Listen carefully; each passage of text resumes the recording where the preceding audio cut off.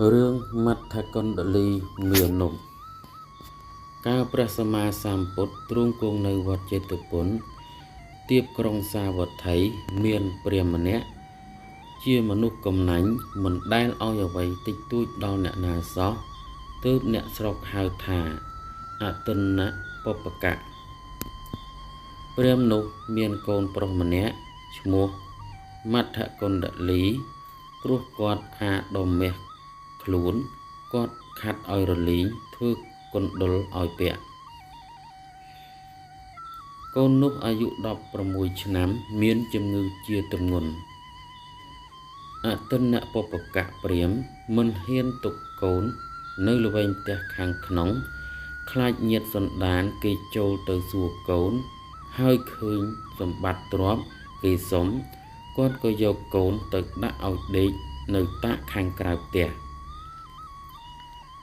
មត្ថកុណ្ឌលីមានុបជាកូនគិតថាឪពុកអញគាត់កំណាញ់ណាស់នៅផ្ទះជិតវត្តចេតុពនល្អពេកតែគាត់មិនដែលនិមន្តព្រះសង្ឃឆាន់មិនដែលដាក់បាតព្រះពុទ្ធឬព្រះសង្ឃមួយវែកសោះទាំងខ្លួនអញក៏គាត់មិនឲ្យទៅវត្តទៅស្ដាប់ធម៌ទៅគោរពប្រតិបត្តិព្រះពុទ្ធនិងព្រះសង្ឃសោះឥឡូវខ្លួនអញឈឺធ្ងន់ក្រោកមិនរួច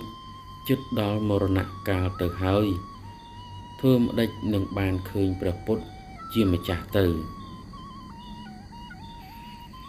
ពេលគិតនោះមត្ថកុណ្ឌលីមានុបដេកបែរមុខទៅក្នុងផ្ទះស្រាប់តែព្រះពុទ្ធជាម្ចាស់ព្រះអង្គប្រមាលមើលឧបនិស្ស័យសត្វទ្រង់ជ្រាបថាមត្ថកុណ្ឌលីមានុបឈឺធ្ងន់ទាបស្លាប់ព្រះអង្គក៏យាងទៅឈរនៅមុខផ្ទះទ្រង់បញ្ចេញឆពនរាំងសី6ពណ៌ចាំងផ្លែតទៅត្រង់ទីដែលមានុបដេក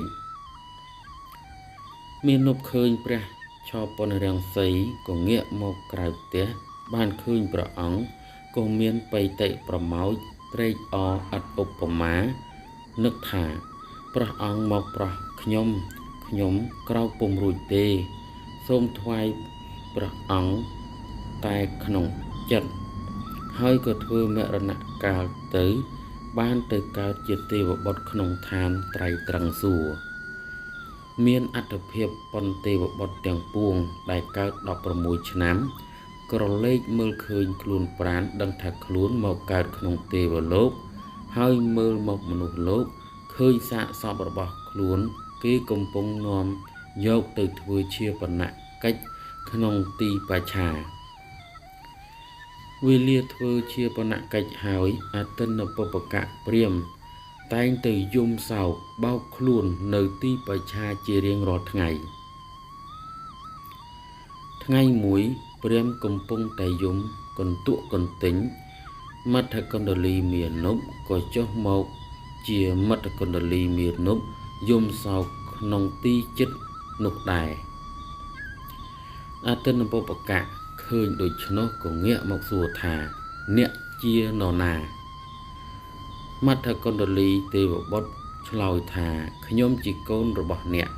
ដែលស្លាប់ហើយទៅកើតជាទេវបុត្រនៅឋានត្រៃត្រង់ទេវលោកអ្នកគ្មានធ្វើបុណ្យអ្វីសោះមិនដេចទៅកើតជាទេវបុត្រនៅឋានសួគ៌បាន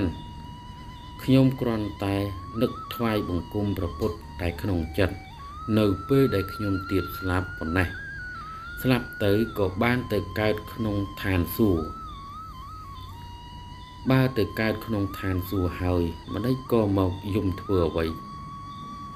បានជាខ្ញុំមកយំព្រោះកង់រថរបស់ខ្ញុំបាត់មកខាងខ្ញុំមកសុំវងព្រះអាទិត្យដែលកំពុងរះនៅលើអាកាសនោះធ្វើជាកង់រថរបស់ខ្ញុំជំនួសកង់រថដែលបាត់ទៅអ្នកយំចង់បានវត្ថុដែលមិនគួរបានដូច្នេះមានតែអ្នកជាមនុស្សវិកលចរិតថាបើខ្ញុំយំចង់បានវងព្រះអាទិត្យដែលមានវងមូលក្រឡង់មើលឃើញនឹងភ្នែកស្រឡាំងជាមនុស្សវិកលចរិតខ្លួនអ្នកជាឪពុកយំចង់បានកូនដែលស្លាប់បាត់រូបរាងទៅហើយនេះ ជាមនុស្សវិកលចរិតជាងខ្ញុំទៅទៀតពិតមែនឬអទិនពពកៈព្រាហ្មណ៍ទាល់ប្រាជ្ញាក៏លែងយំហើយគិតថាចាំអញទៅសួរព្រះសមណគោដំមើលតើមនុស្សគ្មានធ្វើទានអ្វីសោះគ្រាន់តែនឹកថ្វាយបង្គំព្រះពុទ្ធតែក្នុងចិត្តប៉ុណ្ណេះបានទៅកើតជាទេវបុត្រក្នុងឋានសួគ៌ទេវលោកមែនឬបើមែនអញនឹងជឿកាន់ព្រះពុទ្ធសាសនាតទៅលំដាប់ពីនោះអទិនពពកៈព្រាហ្មណ៍ចូលទៅកាន់វត្តចេតុពនឈរសួរព្រះអង្គដ៏មានបុណ្យថា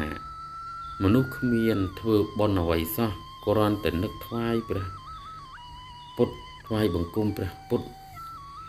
តែក្នុងចិត្តប៉ុណ្ណេះតើបានទៅកើតជាទេវបុត្រក្នុងឋានសួគ៌មែនឬព្រះអង្គឆ្លើយថាចាំអ្នកមកសួរតថាគតធ្វើអីទៀតបើព្រឹកមិញអ្នកបានឃើញជាក់នឹងភ្នែកនៅមត្តកណ្ដលីជាកូនអ្នកដែលទៅកើតជាទេវបុត្រនៅឋានសួគ៌ចុះមកជួបនឹងអ្នកនៅទីបច្ឆាបានសួរដេញដោលគ្នាសពគ្រប់ស្រាប់ហើយព្រាហ្មណ៍នឹកស្ងោចក្នុងចិត្តថាអោព្រះពុទ្ធព្រះអង្គគង់នៅឯវត្តចេតុពនឯណោះម្ដេចក៏ទ្រង់ជ្រាបសពគ្រប់ម្លេះការនេះច្បាស់ជាព្រះអង្គជាព្រះអរហន្តមានព្រះញាណទិព្វមែនហើយបានជាទ្រង់ជ្រាបហើយព្រាហ្មណ៍ក៏ជ្រះថ្លាបានយកព្រះរតនត្រ័យជាទីពឹងហើយធ្វើទានរក្សាសិលក្នុងព្រះពុទ្ធសាសនាតទៅទីបំផុតនិទាននេះព្រះសម្មាសម្ពុទ្ធទ្រង់ទេសនាថាមនោពពាំងកមាធម្មាមនោសេដ្ឋាមនោមយាមអ្នកសាជេបសន្នេអ្នកភាសតិវាករោតិវាតតោណੰសុខមន្វេតេឆាយាវៈអនុបាយិនីប្រែថាធម៌ទាំងឡាយមានចិត្តដ៏មុនជាប្រធានស្រេចហើយនៅចិត្តកាលចិត្តជ្រះថ្លាហើយធ្វើក្តីនិយាយក្តីក៏សុទ្ធតែល្អទាំងអស់ហើយសេចក្តីសុខក៏ជាប់តាម